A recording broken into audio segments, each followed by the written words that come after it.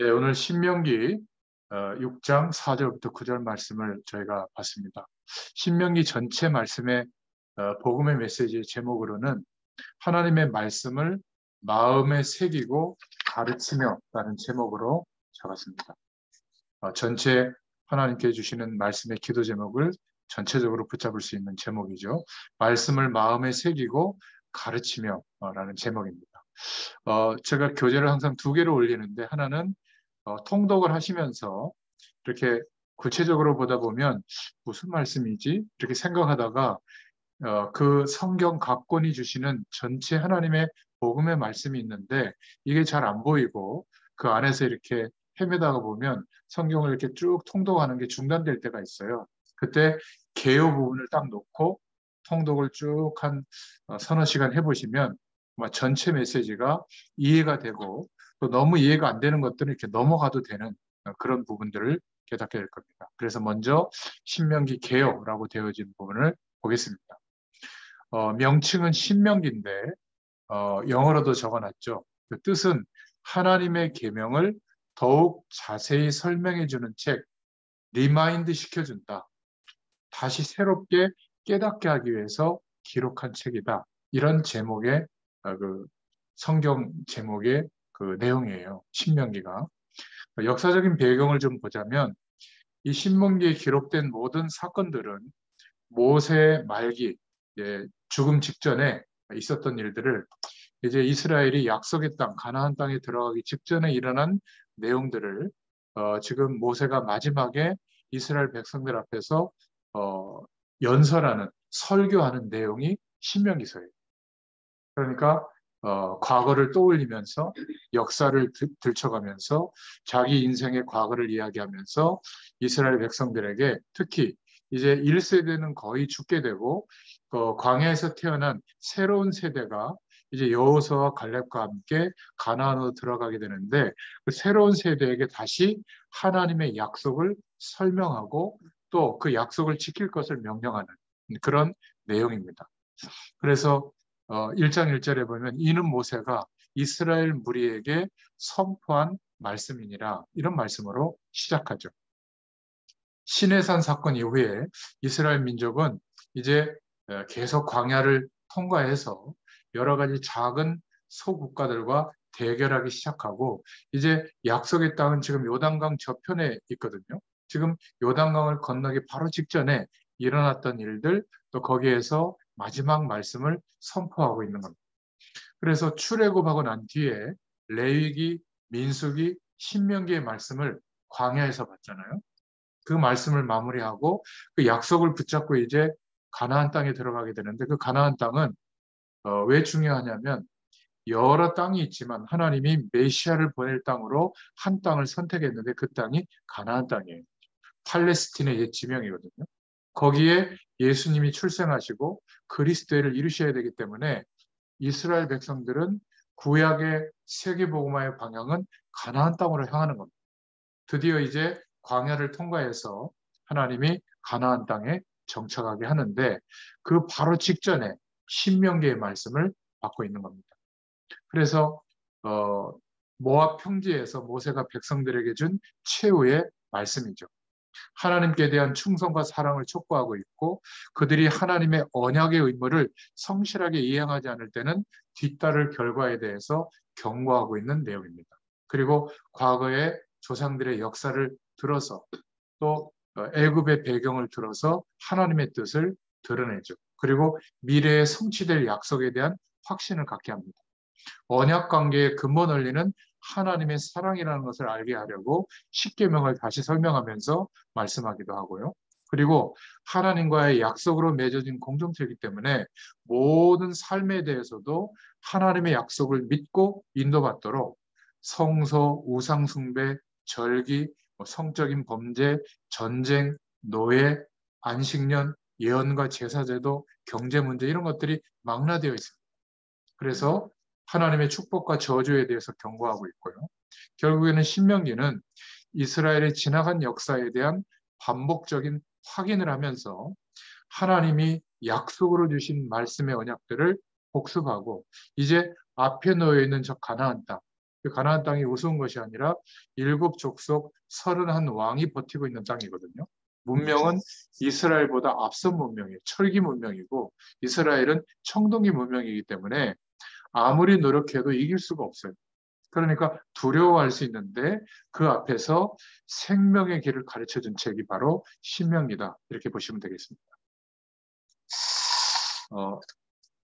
인공뼈 수술을 좀 하고 났더니 좀 따뜻한 갖다 드릴까요? 아니요, 괜찮아요. 약간 좀 말을 하면 좀 땡기는 게 있어서 발음이 좀 세더라도 이해해 주시고 다음 주에는 여기 사탕 없애고 오겠습니다.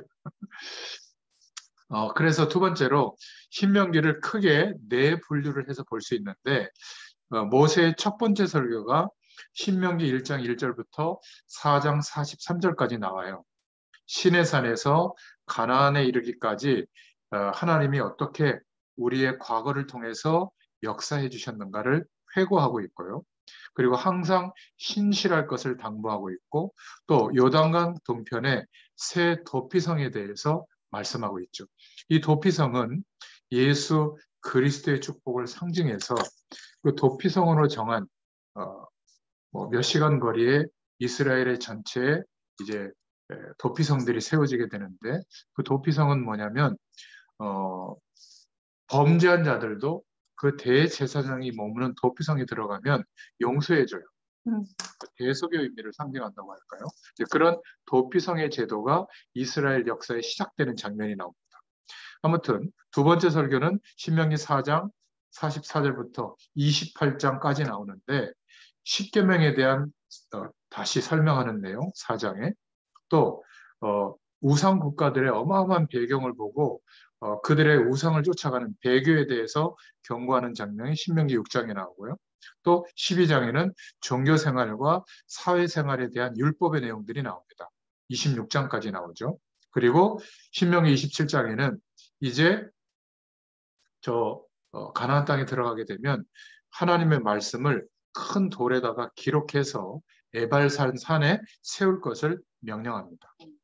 말씀을 영원히 기억하고 약속을 믿도록 변하지 않게 기록하게 하고요. 신명기 28장에 보면 그 하나님의 약속에 대해서 순종하는 자는 복을 받게 되고 불순종하는 자는 저주받게 될 것을 말씀하고 있습니다. 그리고 세 번째 분류로 보면 신명기 29장부터 30장까지인데 모세의 세 번째 설교가 나와요. 하나님의 언약을 지켜서 살 길을 택하라고 교훈을 하는 내용입니다.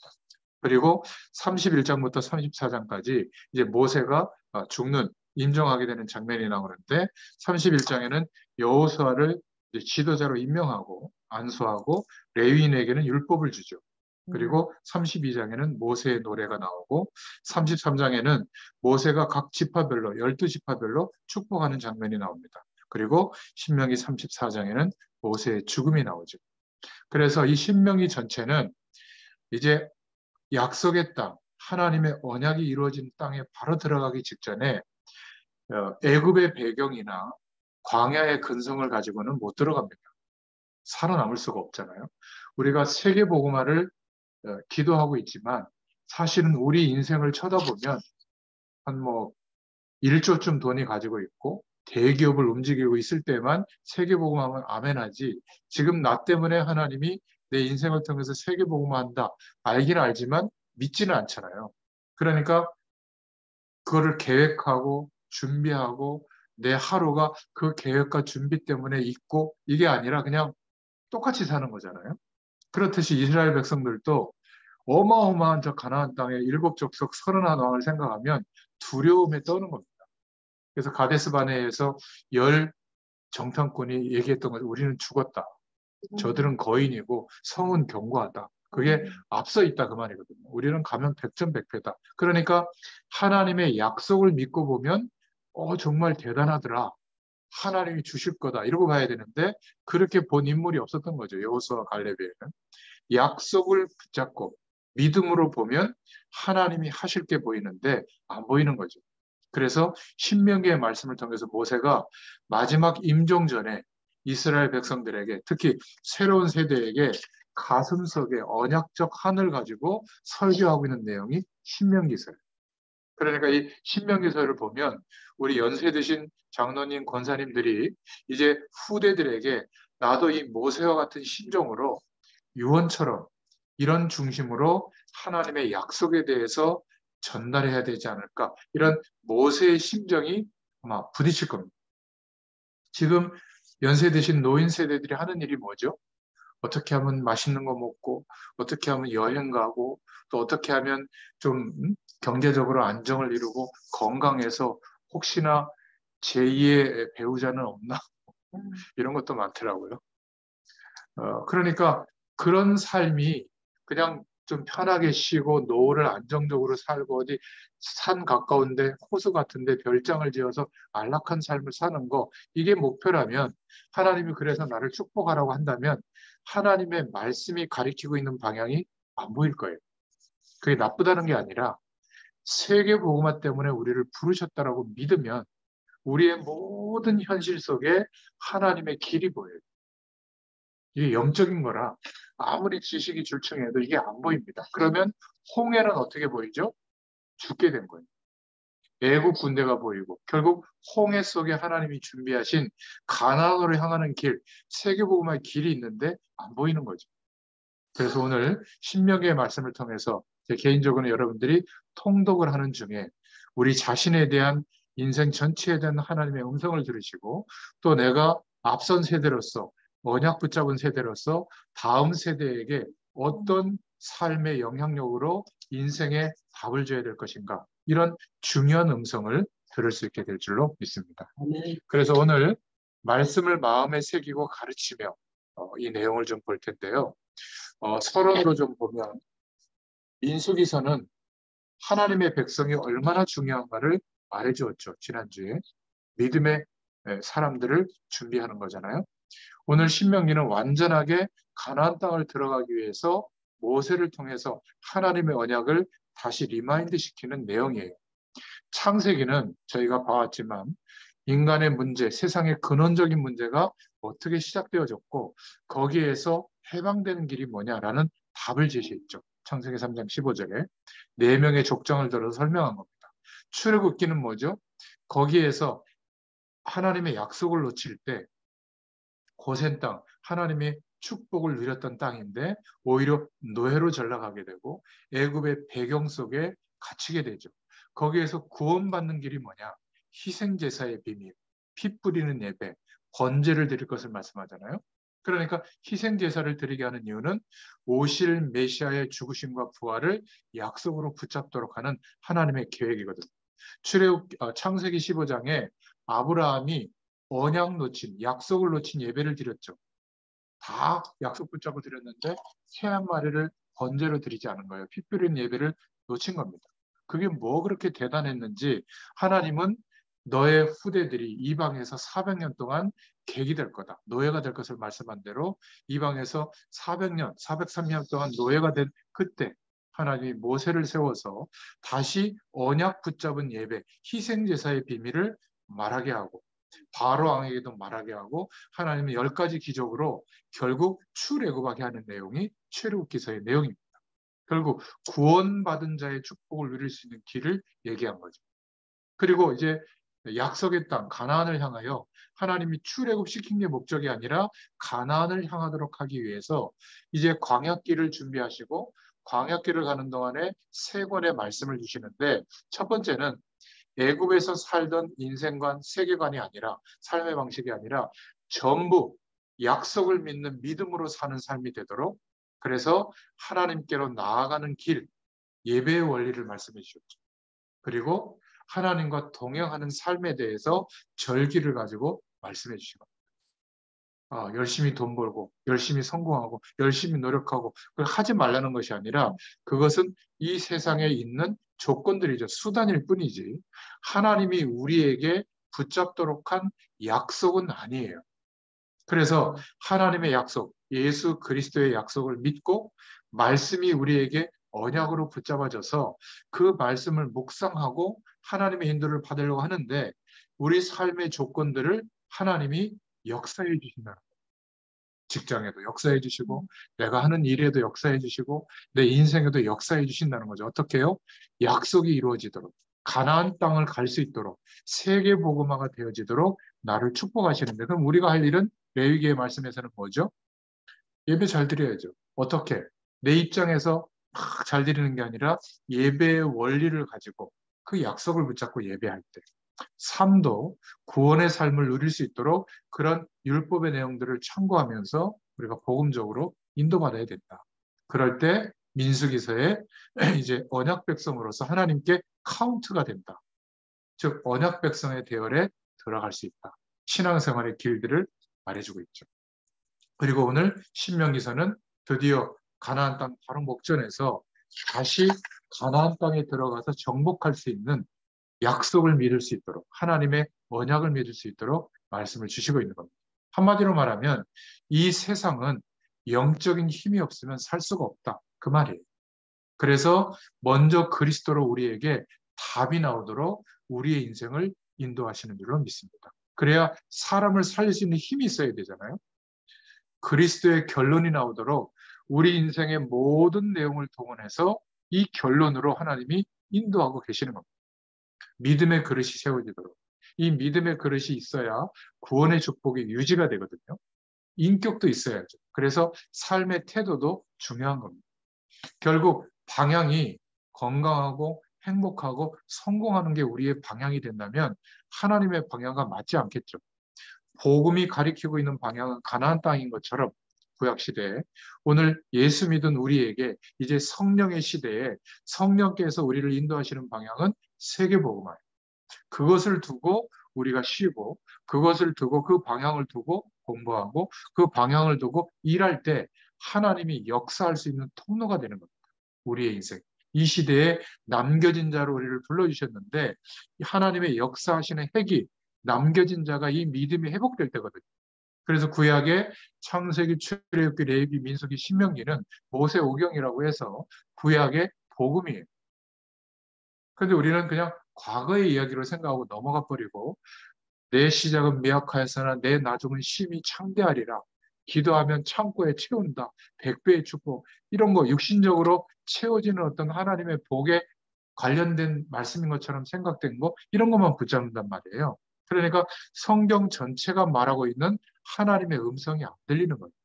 그냥 내 형편을 좀 윤택해 해주고 적극적 사고방식으로 열심히 살았는데 안 됐던 것을 좀 만회해 주는 정도. 그러니까 귀신을 추종하고 거기에 영향을 받아서 막 인간의 능력을 넘어서는 무속인들이나 이런 영적 현상을 나타내는 사람들 앞에서는 두려워한단 말이에요. 성령으로 함께하는 하나님의 백성이 됐는데 두려운 게 아니라 그 세력들이 두려워하는 거죠. 사단의 세력들이. 우리가 가면 나는 아무 반응도 안 했는데 두려워 떠는 거예요. 그래서 태도를 어떻게 취하죠? 공격하잖아요. 두려우니까. 예수 얘기도 안 꺼냈는데 꺼내지 못하도록. 막 교회 욕하고 목회자 욕하고. 그럴 때 우리는 어떻게 주눅 드는 게 아니라 맞다. 교회는 잘못된 것도 맞다. 근데 너도 예수 믿어야 된다. 이 얘기는 해줘야죠. 본인이 안 믿는 건 할 수 없지만. 우리가 막 두려움을 느끼고 부담감을 느끼고 막 위축된다는 것은 거꾸로 사단에게 속는 거죠. 자, 아무튼 하나님의 자녀는 정말 복음을 가졌다면 이 신명기의 메시지가 뭐죠? 염려할 거 없다. 두려워할 상대가 없다. 그래서 할 일은 제자 찾는 거죠. 우리의 삶 속에 붙여진 사람들 속에 다 제자면 좋겠는데 그 중에 하나님이 남겨두신 사람이 있어요. 그래서 모르니까 우리는 복음으로 전달해 보는 거죠. 하나님의 말씀도. 근데 그 전달이 되면 하나님의 시간이 됐을 때 하나님이 그 사람들에게 믿음을 일으키고 회복시켜요. 그게 전도거든요. 내가 설득하는 게 전도가 아니에요. 그러면 그들이 우리와 같이 성경도 알게 되고 하나님이 함께하는 축복을 정말 누리게 되면 바뀝니다. 전도자로 바뀌게 되죠. 우리의 평생에 불신자들 중에 3명이 제자로 세워진 사람이 있다면 그냥 예수 믿고 교회 간 사람 말고 정말 이 영적인 축복을 누리면서 저와 여러분들처럼 전도자의 마인드로 살아가는 사람이 3명이 있다면 불신자 중에 여러분 때문에 세워진 사람 하나님은 기적을 베풉니다. 거의 한 사람도 없을 거예요. 그냥 영접한 사람 나 때문에 교회 간 사람이 있어도 제자의 축복을 누리는 사람. 그래서 우리가 먼저 제자가 되어야 될 줄로 믿습니다. 그래서 신명기는 과거에 이스라엘 백성들에게 일으키셨던 하나님의 역사적인 사건을 회상시키죠. 그러면서 언약을 붙잡도록 하는 겁니다. 출애굽의 사건, 그리고 10가지 재앙과 언제 우리가 해방되어졌는지, 또 출애굽기 14장에 보면 홍해 사건, 홍해 앞에서 하나님이 어떻게 하셨는지, 언약 붙잡고 하신 하나님의 구원을 받잖아요. 이거를 다음 세대에게 다시 확인시키는 설명을 하고 있는 겁니다. 그리고 광야의 기적들도 만나와 메추라기가 먹을 것이 없었을 때 주셨는데 사람 말을 듣지 말고 끝까지 하나님의 약속을 믿고 들어가라, 가나안 땅에. 그걸 설명하기 위해서 출애굽기 17장에 반석을 쳤을 때 생수가 터진 거, 또 아멜렉 전투에서 승리하게 된 거, 이것을 말씀하고 있는 겁니다. 그리고는 이제 하나님의 언약을 다시 회복시키죠. 말씀이 회복하도록.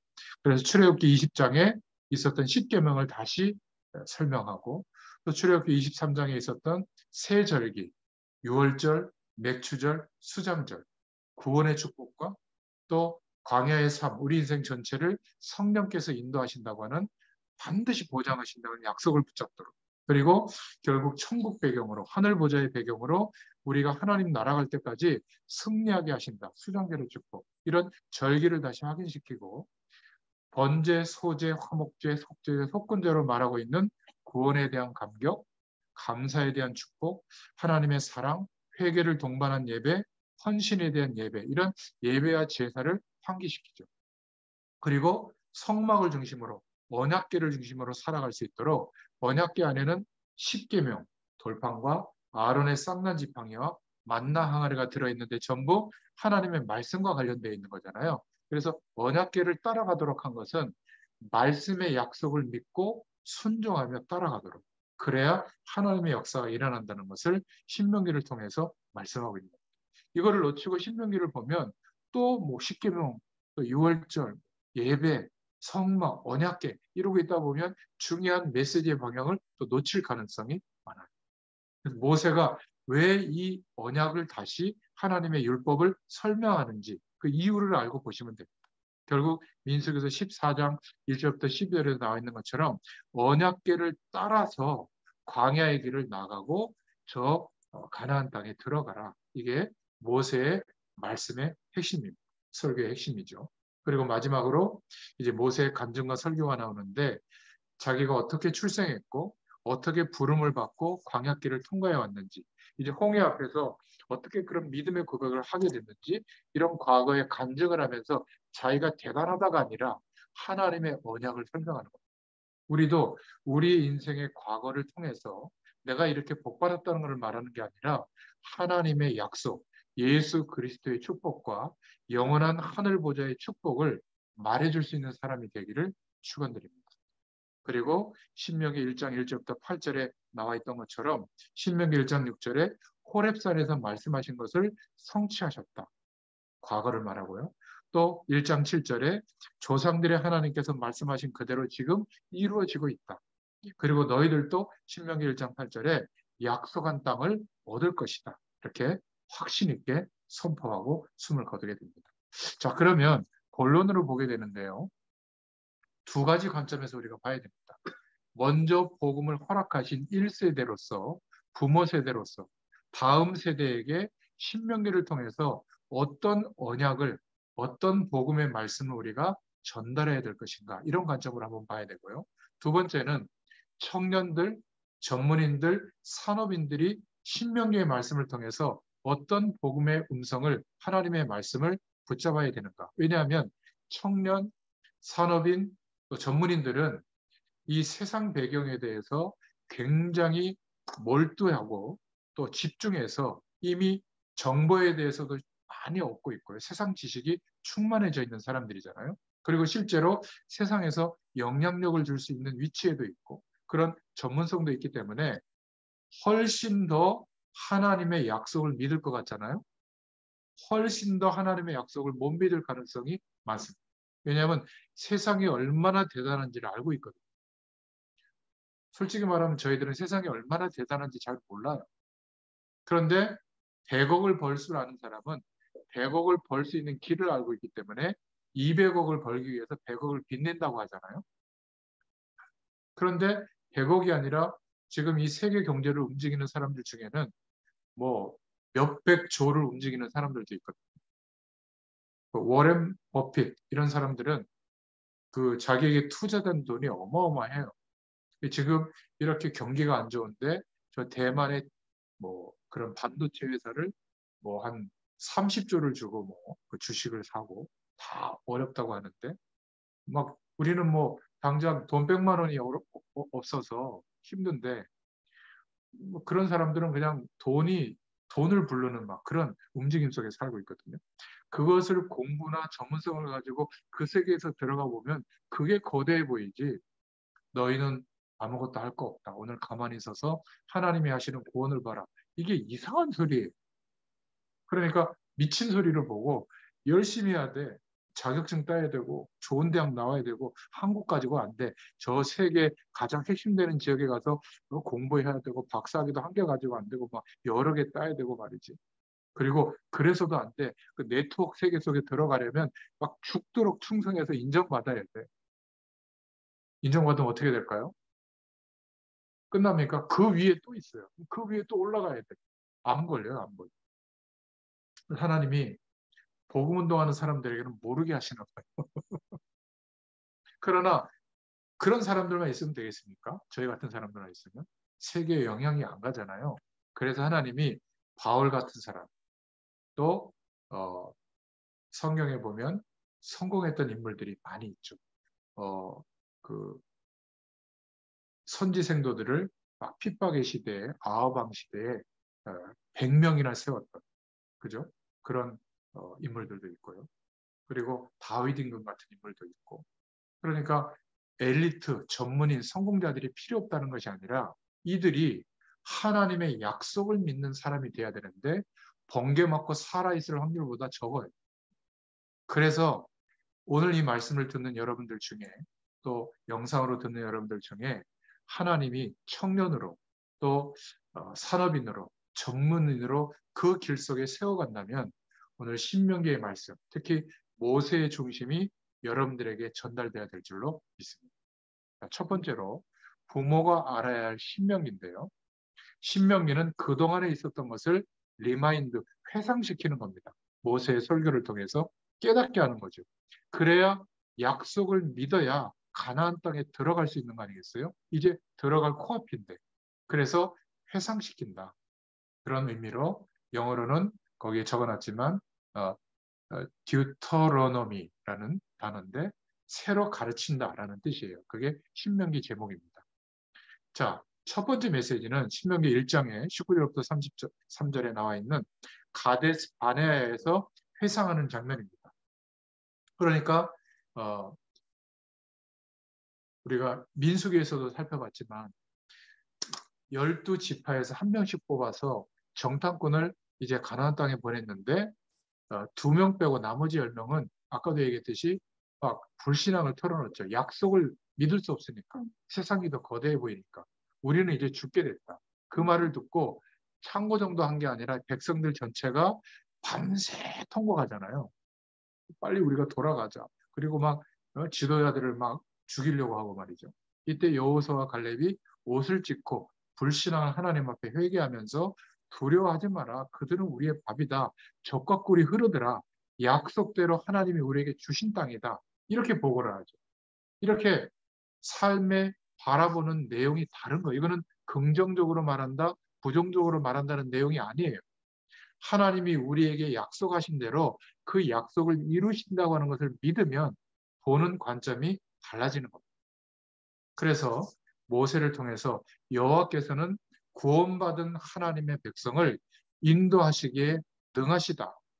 호렙산에서도 우리를 인도했고 시온 조여온 광야도 통과시켰다.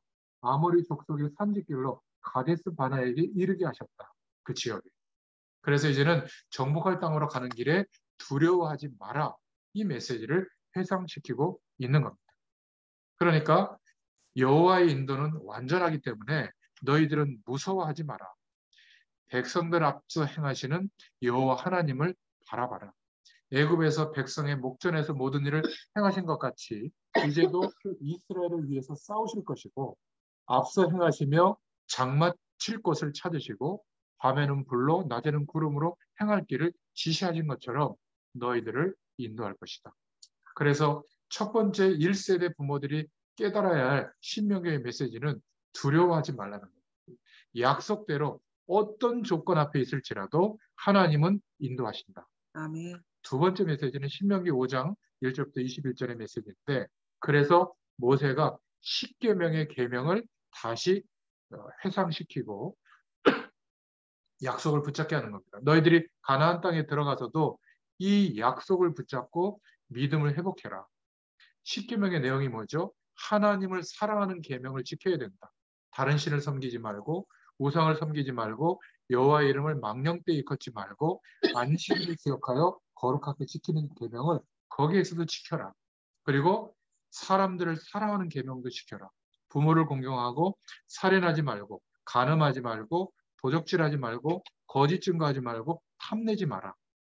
그런데 여기에서 우리 부모된 세대로서 1세대로서 기억해야 될 것은 율법적으로 깨달으면 오히려 죄책감만 들어요. 이 10계명 못 지킵니다. 여러분 부모 공경합니까? 가끔은 하는데 항상 공경합니까? 부모된 세대가 돼보면 알아요. 저도 부모가 돼보니까 아이고 내가 이거보다 더 했지 하는 생각이 들 때가 많은데, 여러분 살인하지 마라. 살인 안 합니까? 예수님이 뭐라고 그랬죠? 마음으로 짓는 죄도 똑같대요. 우리는 얼마나 살인 많이 하죠? 축구할 때 저거 다리 몽둥이가 부러지든지 왜 이렇게 골이 안 들어가는지 그렇지 않습니까? 그리고 일본 같은 거 경기할 때 이 세계보고가 체질이 잘 안 된 것 같아요. 일본은 져야 될 것 같구만. 완전 생각이 들고 그렇지. 아무튼 10계명은 우리가 율법적으로 생각하면 죄책감 대상이에요. 전부 다. 복음적으로 깨달으면 이게 무슨 내용이죠? 이것을 지키려고 하나님 앞에 기도하고 성령의 도우심을 구하면 하나님이 지킬 수 있는 은혜와 힘을 주신다는 거예요. 그러면 광야의 삶이 하나님의 축복으로 사라진다는 거예요. 불신자들은 여기에 걸려도 죽지만 우리는 이 계명 때문에 살게 되는 겁니다. 우리가 말씀을 우리 후대들에게, 다음 세대에게 가르쳐 줄 때 너무 협박하는 식으로 가르치면 안 돼요. 너 주일 성수 안 하면 큰일 난다. 재앙이 임한다. 옛날에 그런 거 안 해보셨어요?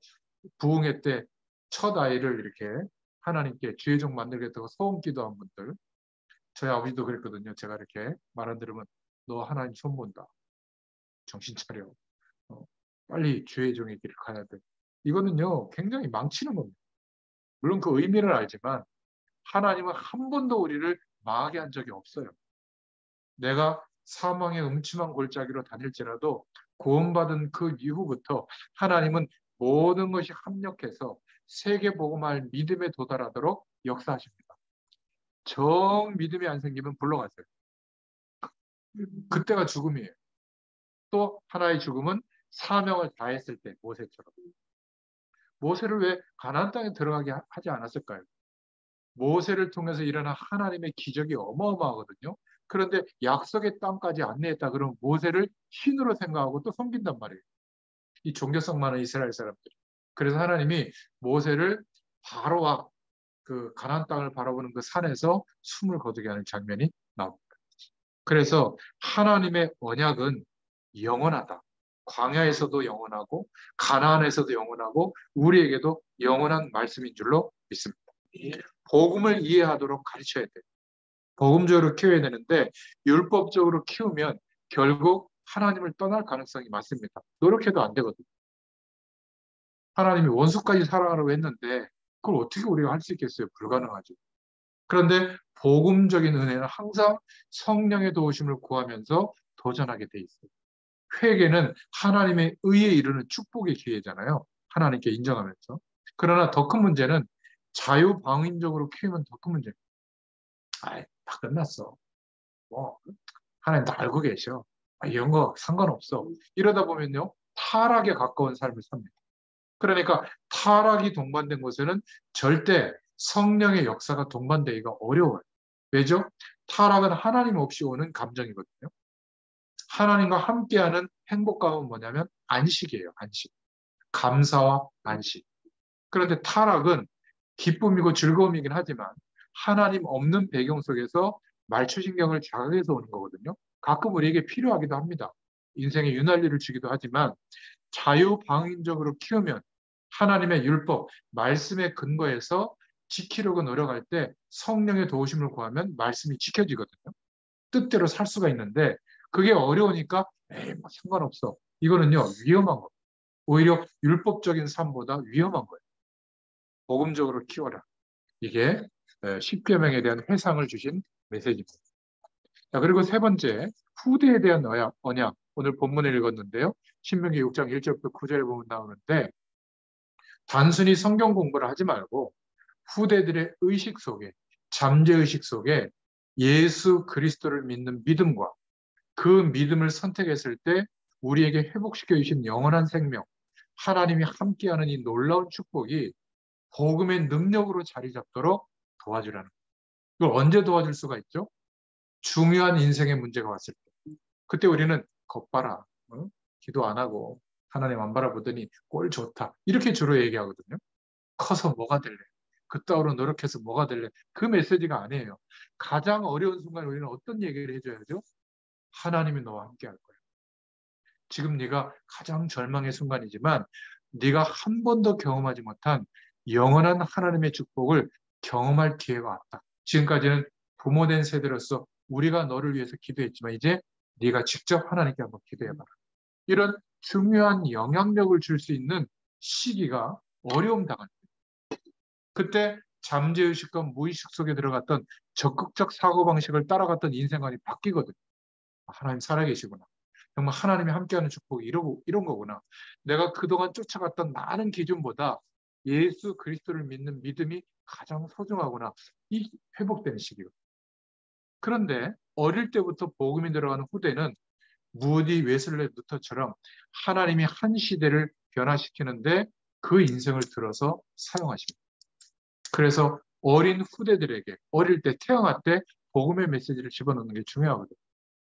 뭐 부족하지만 저희 집 얘기를 하면 저는 그냥 너무 무식해가지고 첫애를 낳았을 때 사랑이를 낳았을 때 그때 우리 단체에서 그 만들어 놓은 비디오가 있었어요. 창세기 출애굽기를 인형극으로 만들어서 비디오가 있는데 그것만 찐땅 들어주고요.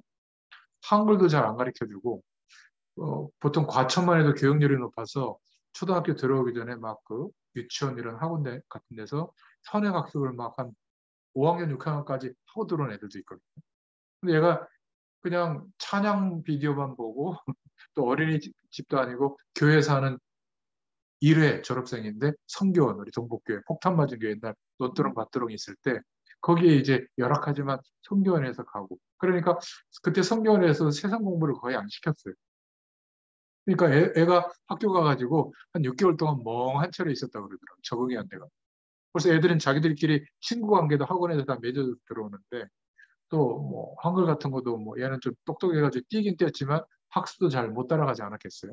놀이 문화도 모르고. 근데 지금 커보니까 죄송합니다. 저와 여러분들은 성경 말씀을 들어야 깨닫잖아요. 그죠? 근데 어릴 적부터 그렇게 큰 이 아이들은 결정적인 어려운 순간에 저희처럼 말씀 붙잡고 막 고민하는 게 아니라 하나님을 바로 바라봐. 그러니까 세계관이 하나님과 함께 하고 있는 거예요. 동행하고 있는 거예요. 우리처럼 기도 행위를 하거나 예배 행위를 하거나 이런 시간에 믿음이 회복되는 게 아니라 항상 동행하고 있는 거예요. 이게 다르더라고요. 저는 문제 생기면 어떤 데 가서 어떡하지? 막 이럽니다. 근데 애들은 하나님 바라봐요. 그게 굉장한 차이예요. 이거는 뭔가 이렇게 공부해서 하는 게 아니라 어릴 적부터 하나님과 함께하는 축복 속에서 큰 아이들. 그것을 알게 되도록 세상에 적극적 사고방식이 들어가는 것보다 하나님을 바라보는 중심이 먼저 들어간 아이들은 결정적으로 중요한 순간에 하나님 바라보거든요. 근데 이 아이들이 이제 커서 자기의 의지로 하나님에 대한 믿음이 자라면 복음에 대한 내용이 이제 정돈이 되면 어마어마한 능력이 나타나게 될 줄로 믿습니다. 그 내용을 말하는 거예요. 모세가 그 다음 세대에게 지금 말하고 있잖아요. 너희도 후대들에게 이 언약을 전달해라. 너희들이 건너갈 그 땅에서도 반드시 이 약속을 행해라. 이러면서 이스라엘에 들으라. 오직 하나인 유일하신 여호와를 섬기고 마음과 성품과 힘을 다하여 여호와를 사랑해라. 마음에 이 말씀을 새기고 언약을 새기고 어디서든지 이 말씀을 강론해라. 손목에 매어서 기호로 삼고 미간에 붙여서 표로 삼고 문설주와 바깥문에 기록해라. 무슨 말이죠? 유일성 교육을 하라. 그 말. 내가 너희에게 못해준 것이 많지만 이것만은 반드시 전달하고 싶다. 하나님이 너와 함께 할 것이다. 그 축복을 누리는 유일한 길은 예수 그리스도를 믿는 길이요. 지금 이 시대에 우리가 누리는 길은 성령의 도우심을 구하는 기도다. 네가 이 방향을 가지고 인도받는다면 하나님이 너에게 역사하시는 것을 경험하게 될 거다. 이거는 말로 하는 게 아니라 부모된 세대로서 삶으로 보여줘야 돼요. 언제? 어려움이 왔을 때. 우리는 거꾸로 하거든요. 잘 될 때는 하나님 축복해서 그렇다. 그럼 걔네들이 뭐라고 생각하는지 아세요? 내가 공부해서 그렇지. 내가 시험에 통과해서 붙어서 그렇지. 내가 좋은 직장에 가서 그렇지. 내가 좋은 사람 만나서 결혼해서 행복한 거지. 오, 하나님 이러고 아예 배격할 수도 있어요. 그러니까 우리가 품에 안고 있을 때가 아니라 중요한 인생의 시기가 문제와 사건이 있을 때 그때 이 중요한 언약이 전달돼야 될 줄로 믿습니다. 그리고 삶으로 직간접적으로 보여줘야 될 줄로 믿습니다. 뭐를요? 예수 믿는 게 얼마나 큰 축복인지 자부심이 일어났다. 내가 하나님의 자녀구나. 생명 얻은 구원받은 하나님의 자녀구나. 이게 뭐라고 그럴까요? 자부심이 있어야 되거든요. 비록 내가 가난할지라도, 비록 병들어 있을지라도, 무식할지라도 하나님이 함께하는 자부심은 교만한 게 아니라 겸손하지만 그 어떤 것도 부럽지 않거든요. 그러니까 자존감이 어마어마한 겁니다. 하나님의 자녀이기 때문에. 그렇게 많이 부러운 거 없어요. 약간 좀 부러웠다가도 하나님이 함께하는 축복을 경험하면 가득 차거든요. 부모가 없어도 돼요. 사랑하는 사람이 없어도 돼요. 세상에서 큰 성과를 못 가져도 하나님이 함께하는 축복 때문에 가득해지면 자존감이 극에 달합니다. 스트레스 받는다, 열등감 느낀다, 상처받는다, 시험 이런 거 없어요. 아직 그런 영적 상태라면 내가 하나님의 은혜를 조금 덜 받고 있다고 생각하면 바로 밑에. 이러니까 하나님의 뜻이 맞다라고 확인이 되면 할 수 있다라는 믿음이 옵니다. 왜? 그리스도 안에 있기 때문에. 성령께서 나를 도와주신다고 하는 약속이 이루어지도록 인도하신다는 확신이 오기 때문에 삶에 있어서도 막 주눅들거나 도망가거나 피하는 게 아니라 자긍심을 가지고 도전하게 될 줄로 믿습니다. 그러니까 공부는 지금부터 해야 돼요. 이 믿음이 왔을 때. 세상 교육, 세상 방법, 지금 세계복음 하려면 우리가 하나님의 복도 받아야 되잖아요. 그런데 그 복은 세상이라는 수단과 상식을 버려두고 임하는 게 아니에요. 상식적으로 임하거든요. 그러려면 공부도 하고 그 분야에 비어있는 부분도 보고 대안도 제시할 수 있을 만큼 노력해야죠. 그런데 그 노력이 그냥 되는 게 아니잖아요. 세상의 상식적인 노력은 뭐죠? 1만 시간의 법칙이 있는 겁니다. 적어도 하루에 몇 시간씩 10년 정도의 노력은 쌓여야 그 분야에 하나님의 역사가 나타나도록 우리를 통해서 역사하시죠. 물론 농경 시대에는 기적 같은 일이 일어났지만 지금도 그럴 수 있지만 그거는 너무 샤머님적인 생각이고 하나님이 우리에게 지금 하는 일, 지금 공부한 거, 지금 경험한 거, 우리 인생을 지금 축복하신 거예요. 이스라엘 백성들도 가지고 있는 것은 없었지만 이 모세가 말하고 있는 그 내용을 붙잡고 가나안에 가서 하나님의 약속을 지키면 하나님이 역사하시는 겁니다. 그래서 전쟁을 치르죠. 그런데 세상의 전쟁이 아니라 앞서 누구를 동반하죠? 찬양대 앞서가지고 찬양하면서 막 나팔 불면서 가면 벌벌 떨고 도망가는 거예요. 참 신기한 일들이죠. 이런 자부심, 자존심, 자긍심이 우리 앞선 세대를 통해서 전달되도록 신명기의 말씀을 주고 계시는 겁니다. 그리고 신명기 7장에는 그러면서 다시 확인시켜주죠. 너희는 여호와 하나님의 성민이다. 둘째 이름을 임성민이라고 졌는데 신명기 7장 1절부터 11절을 근거로 너는 하나님의 택한 백성이다. 너를 자기 기업의 백성으로 택하셨으니 그래서 뭐라고 말하죠? 이방인의 유혹을 받지 마라. 동정하지도 말고 그들과 언약하지도 말고 혼인하지도 마라. 그들의 선을 섬기지도 마라. 그리고 이방 현장에 가면 가나안 땅에 가면 그들의 단 우상을 다 깨뜨리고 불살라라. 너희가 택한 백성 하나님의 성민임을 기억해라. 강대국을 부른 게 아니라 하나님의 기뻐하시는 언약 백성을 부른 것이다. 그래서 너희를 애굽에서 구원해냈다. 속량한 백성이다. 이 사실을 알고 기억하면 말씀을 지키면 천대까지 하나님의 인애를 받을 것이고 너를 미워하는 자에게 하나님이 보응한다. 그래서 규례와 법들을 지켜 행하라. 이렇게 말씀하고 있죠. 마지막 다섯 번째로 1세대 복음받은 세대에게 다음 세대에게 전달할 말씀을 주시는데 신명기 8장입니다. 뭐죠? 이스라엘이 약속된 아름다운 땅을 차지하게 될 것이다. 그냥 땅이 아니라는 거예요. 열주에게 맹세한 땅으로 가라. 만나를 주신 것도 말씀이 이루어지는 것을 알도록 하기 위해서다. 40년간 의복이 해하지 않은 것, 또 생수가 터진 것, 부족함이 없게 하신 것도 여호와를 찬송케 하기 위한 거다. 이렇게만 깨달으면요, 이스라엘 민족들만 위한 민족주의의 하나님이 되거든요. 그래서 광야에게 주셨던 말씀, 광야에서 그 명령을 기억해라. 너희들을 왜 광야를 통과하게 했지? 가나안으로 향하게 한 거다. 왜 가나안에 가게 하지? 가나안에 메시아가 오셔야 될 땅이에요. 왜 메시아가 오셔야죠? 모든 민족을 살리시려고. 구원을 얻게 하려고 어느 한 땅을 택해야 되는데 가나안 땅을 택하고 너희들에게 증인으로 서게 되도록 그 자리에 가게 한 거다. 이 광야의 말씀을 지켜라. 그러면 하나님이 능력을 주실 것이고 여호와를 잊어버리면 우상에 빠지면 멸망하게 될 것이다. 너희들은 열방처럼 멸망하지 말고 여호와를 청종하라. 이러면서 신명기 8장에 설교를 하고 있는 겁니다. 그러면서 가나안 땅에 들어갈 준비를 해라. 어떤 준비요? 믿음을 준비. 약속을 믿는 믿음. 그리고 정복할 준비를 해라.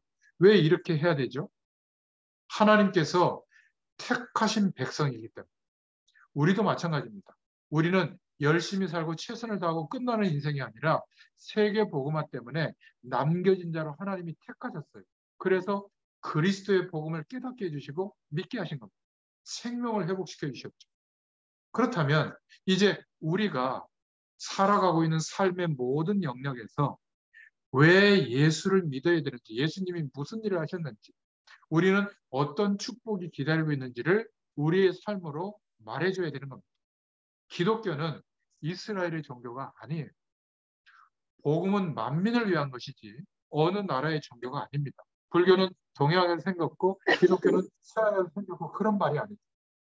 하나님의 자녀가 될 사람을 모든 사람들을 위해서 어딘가 그리스도를 보내야 되는데 가나안 땅에 보내기로 하나님이 작정하셨기 때문에 구약의 이스라엘 백성들을 택해서 가나안 땅으로 보내는 겁니다. 그 땅에 정착하고 마지막 아리마대 요셉에게 마리아에게서 동정녀 마리아에게 성령으로 잉태되어서 출생하게 하죠.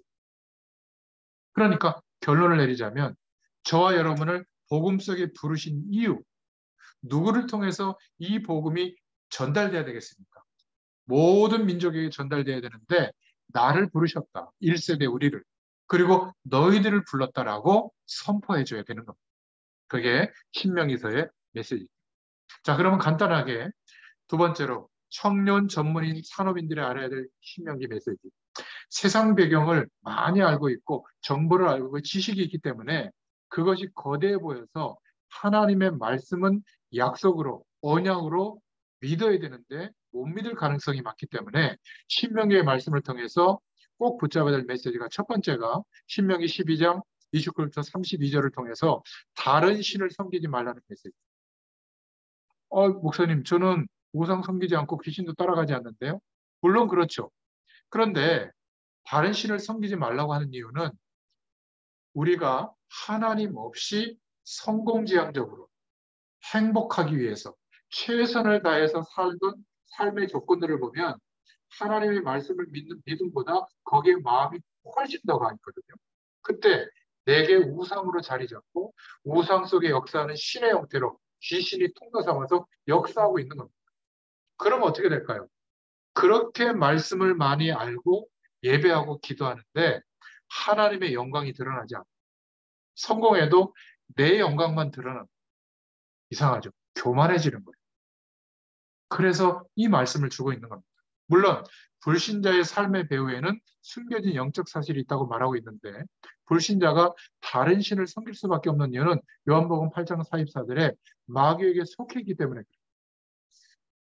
어둠의 영을 따라갈 수밖에 없는 거죠. 그래서 인생의 모든 내용이 세상 풍조를 쫓을 수밖에 없는 겁니다. 이스라엘 백성들이 결정적 순간에 애굽으로 돌아가는 불신앙을 선택할 수밖에 없는 거죠. 약속이 믿어지지 않으니까. 하나님의 말씀을 알고 있는데, 약속을 알고 있는데 이게 믿음으로 화합되지 않으니까 세상 배경이 우상이 될 수밖에 없는 거예요. 나빠서가 아니라. 그거를 말하고 있는 겁니다.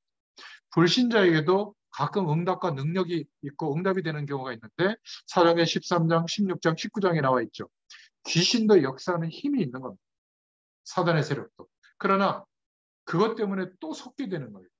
영적 현상이 일어나기도 합니다. 기적 같은 일이 일어나기도 하는데 결국 그것 때문에 더 붙들리게 되죠. 결국 마태복음 12장, 요한계시록 12장에 보면 결국은 실패하고 재앙이 덮치게 돼요. 합쳐져요. 그래서 종교인들, 불신자들은 이유를 모르고 실패하고 있고요. 기독교인들은 왜 실패하냐면 복음의 가치를 모르면 실패하게 되는 겁니다. 그래서 다른 신을 섬기지 말라고 한 겁니다. 신명기 12장 29절에 귀신은 반드시 재앙의 대상의 통로가 되기 때문에 12장 30절에 보면 사람을 올무에 걸어서 넘어뜨리기 때문에 12장 31절에 보면 가증한 귀신은 자녀들을 죽여 불사르게 한다. 어떤 의미죠? 세상 배경이 나보다 너에게 더 필요하다고 더 몰아붙이는 겁니다. 적극적 사고방식의 흐름에 인생관이 되도록 교회 속에 있는데도 그럴 가능성이 있다는 거죠. 그래서 전도자들, 사명자들, 이 시대에 남겨진 자로 부름받은 영어로는 렘넌트라고 하죠. 사명자가 반드시 알고 정복해야 될 문화가 있다. 타락의 문화 결과, 귀신 문화의 결과, 우상 문화의 결과는 망한다는 거예요. 이게 성경의 메시지 중에 메시지입니다. 두 번째, 청년 전문인 산업인들이 알아야 할 신명기의 말씀은 돌 위에 기록한 말씀을 기록하라는 겁니다. 돌 위에 기록한 말씀에 대해서 기억하라는 거죠. 신명기 27장 1절부터 8절인데 사람의 말은 참고할 것이 있지만 하나님의 말씀은 영원하다는 겁니다. 그래서 가나안 땅에 하면 무엇부터 하라고 하냐면 큰 돌을 세우고 석회를 바르고 거기에 신명기 27장 1절부터 3절에 말씀을 새겨라. 그리고 에벨산 위에 세우고 27장 5절부터 6절에 번제를 드려라. 약속 붙잡은 예배를 먼저 드리라고 하는 거죠. 그리고 27장 1절, 7절부터 8절에 보면 온 백성으로 더불어 말씀을 지킬 것을 명령하고 있죠. 하나님의 이 언약에 말씀에 순종하면 신명기 28장에 뭐라고 나와 있죠? 모든 복이 임할 것이다. 2절에. 또 3절부터 4절에는 성읍에도 들에도 토지에도 소산에도 짐승까지 복을 받을 것이다. 모든 환경이 복을 받을 것이다. 그 말이에요. 그릇에도 복을 받고 들에 나가도 복을 받을 것이다. 이때 일은 뭐죠? 농사일이 아니에요. 그러니까 우리로 말하면 우리의 직장, 우리의 하는 일, 우리의 산업에도 하나님이 축복할 거다. 5절, 6절. 또 28장 7절에 보면 너희들을 해하려고 하는 원수들이 한 길로 왔다가 7길로 도망가게 될 것이다. 9절부터 10절에는 만민이 두려워하게 될 것이다. 이렇게 말씀하고 있습니다. 어떻게 이 축복을 계속 누릴 수 있을까? 기억하셔야 돼요. 이사야서 40장 6절부터 8절에 보면 다른 것은 일시적이지만 하나님의 말씀은 영원하기 때문에 말씀 붙잡고 믿으면 이런 일이 일어나죠. 히브리서 4장 12절에는 그래서 살았고 운동력이 있고 감찰하는 말씀이다. 로마서 15장 4절에는 교훈의 말씀이다. 고린도서 10장 11절에는 거울로 경계의 말씀을 주셨다. 어떤 의미죠? 방향을 알게 해주는 거예요. 생각을 하면 복잡해지기만 합니다. 그래서 여러분들이 섬기는 교회 주일 강단의 말씀을 딱 놓고 말씀을 묵상해 보면 성령께서 방향을 알게 해주신 거예요. 교훈으로, 거울로 경계해 주시면서. 그래서 시편 119편 10절에 내가 전심으로 주를 찾았사오니 주의 계명에서 떠나지 말게 하옵소서. 이 고백이 우리에게도 있기를 축원드립니다. 세 번째, 청년 전문인 산업인들에게 주시는 메시지는 신명기 30장 1절부터 14절입니다. 새로운 세대에게 새로운 축복을 말씀하고 있죠. 그러면서 우리가 기억해야 될 것은 기성세대에게서도 배워야 할 교훈이 있다.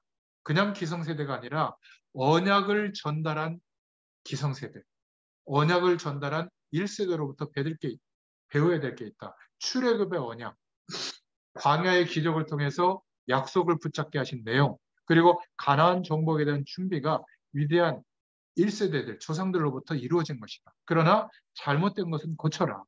애굽 사상, 노예 근성, 광야 체질, 원망, 그래서 결국 세상 배경이 커 보이니까 그쪽으로 가는 불신앙의 선택, 이런 것들은 고치자.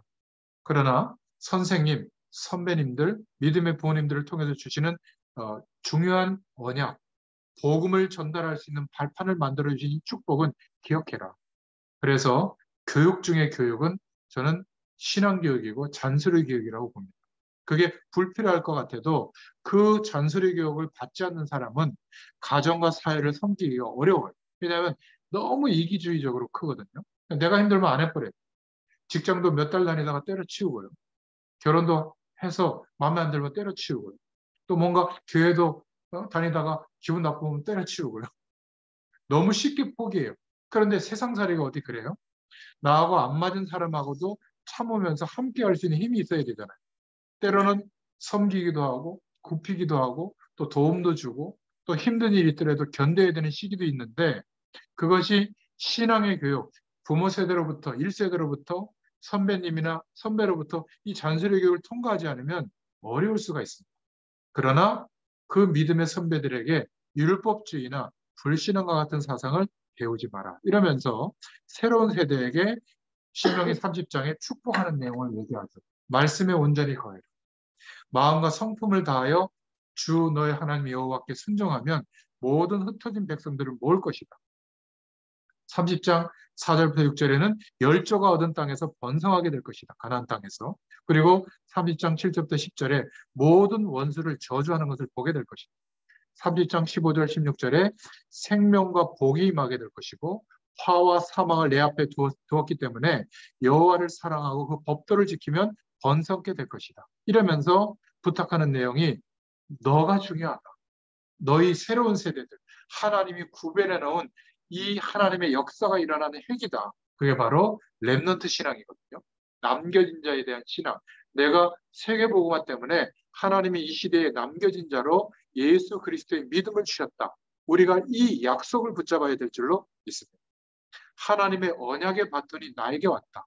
다음 세대에게도 우리 세대에 복음화되면 좋겠지만 모든 민족에게 복음화되지 못한다면 다음 세대에게 이 언약을 전달할 때까지 살아남을 수 있도록 말씀을 주고 있는 거죠. 그래서 그냥 싸움이 아니라 가나안 땅에 가면 영적 싸움에서 승리해야 된다. 우리가 만약에 흩어지거나 문제가 오거나 어려움이 오면 그것도 세계 선교 때문에 오는 것이다. 이렇게 말씀을 정리하시면 되겠습니다. 자, 네 번째로 신명기 31장에 여호수아를 세우면서 주시는 메시지입니다. 믿음을 잇는 이 언약의 바톤을 잇는 후계자가 되라. 여러분 성경 말씀 한 구절 어떤 주제를 붙잡고 은혜 받는 것도 필요하지만 성경 전체 하나님의 말씀이 전체적으로 우리에게 주시는 메시지가 보여야 되거든요. 우리 인생을 보면서.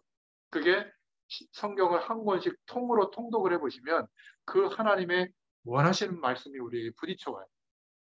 이게 목회자에게만 주시는 게 아니라 평신도들이 이 은혜를 누려야 삶에서도 흔들리지 않게 됩니다. 그래서 성경으로 돌아가라고 하잖아요. 그러면 주일 예배도 해보게 됩니다. 더 풍성하게 하나님의 말씀이 성령의 감동으로 들리게 되죠. 자, 신앙을 이어가는 렘넌트, 남겨진 자들의 역사가 있는데 창세기 37장의 배경을 보면 요셉을 통해서 하나님이 역사하셨고요. 민수기 14장에 보면 그 시대에 모세와 여호수아와 갈렙을 들어서 역사하셨고 또 사무엘상 3장에 보면 사무엘을 들어서 역사했고 첫 번째 사사로 하나님이 세우셨죠. 그리고 임금들 중에 다윗 임금을 세워서 시편 78편에 보면 하나님의 언약을 회복시켰고 또 다 세상 배경을 따라갈 때 그리고 우상이 창궐할 때 열왕기하 2장에 보면 그 시대에 엘리야와 엘리사를 들어서 하나님의 역사가 이루어지게 한 겁니다. 뚝 건너뛰어서 초대교회를 통해서 회당운동을 통해서 사도행전 18장 4절에 보면 이 약속이 이루어지도록 했고요. 그리고 많은 사람들이 배교하지만 유대교로 다시 돌아가지만 바울과 그 제자들 특히 디모데를 통해서 하나님이 신앙의 바톤이 이어가도록 역사했죠.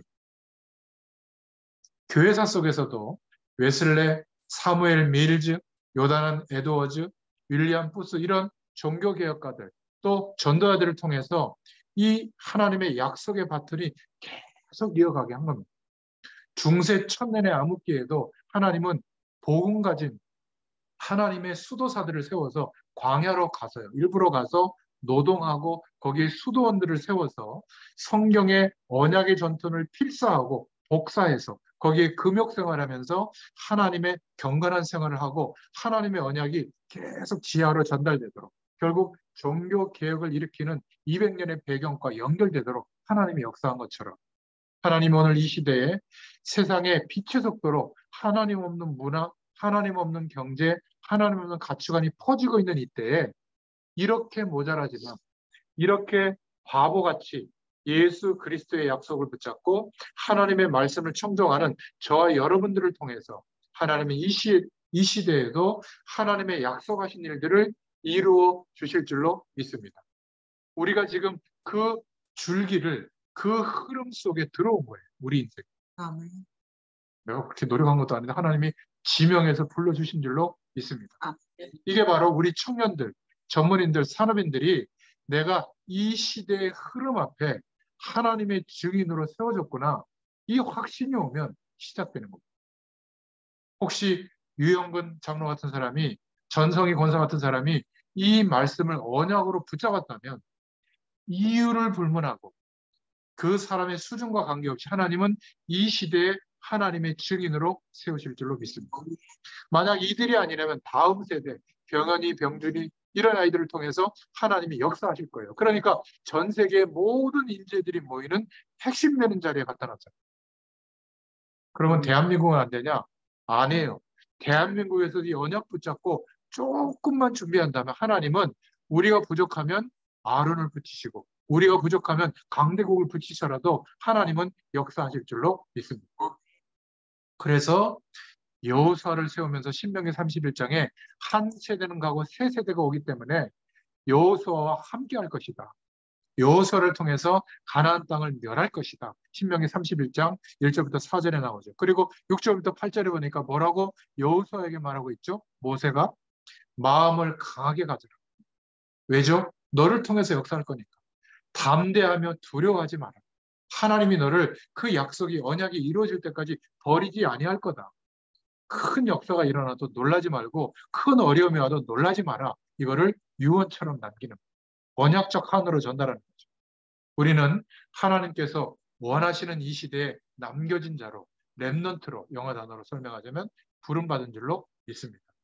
언약이 있는 렘넌트, 하나님의 약속을 믿는 믿음이 있는 렘넌트, 그 약속이 반드시 우리의 현장에 이루어질 것을 믿는 담대한 렘넌트, 그리고 한 시대를 준비하는 다음 세대를 길러낼 수 있는 렘넌트로 하나님이 우리 한 사람 한 사람을 부르신 줄로 믿습니다.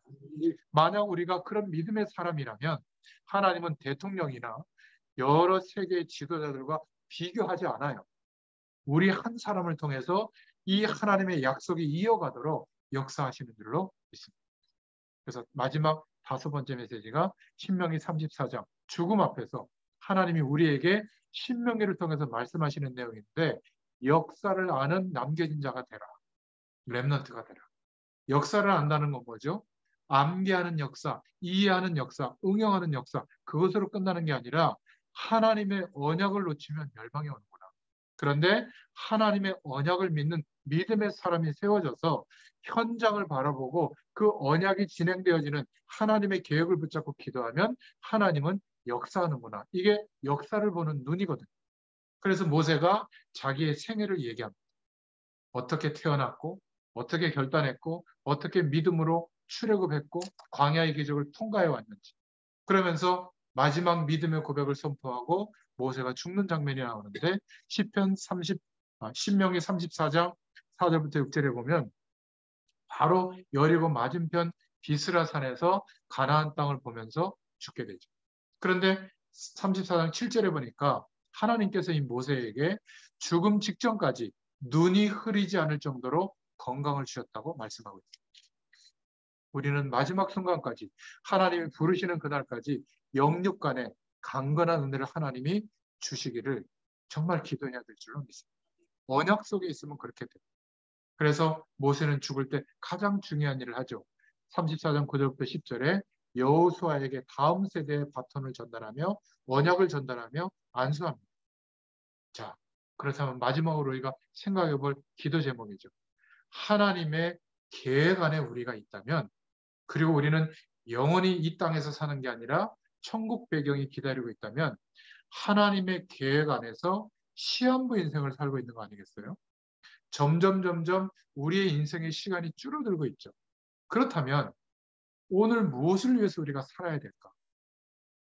2022년을 무엇을 위해서 우리가 살아왔는가 점검해 봐야 될 시기가 온 겁니다. 이제 달력 한 장이 남았죠. 12월 달, 내일이 12월 1일이잖아요. 그러니까 아쉽다가 아니라 한 해를 어떻게 하나님이 인도해 오셨는가. 내가 불신하고 살아왔을지라도 하나님은 이 방향 때문에 우리에게 믿음이 회복되도록 인도해 오셨거든요.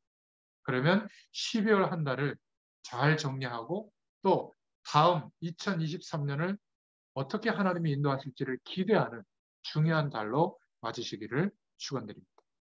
1년을 살다 죽어도 이 구원의 역사, 하나님의 언약이 이루어지는 흐름을 보고 인도받아야 될 줄로 믿습니다.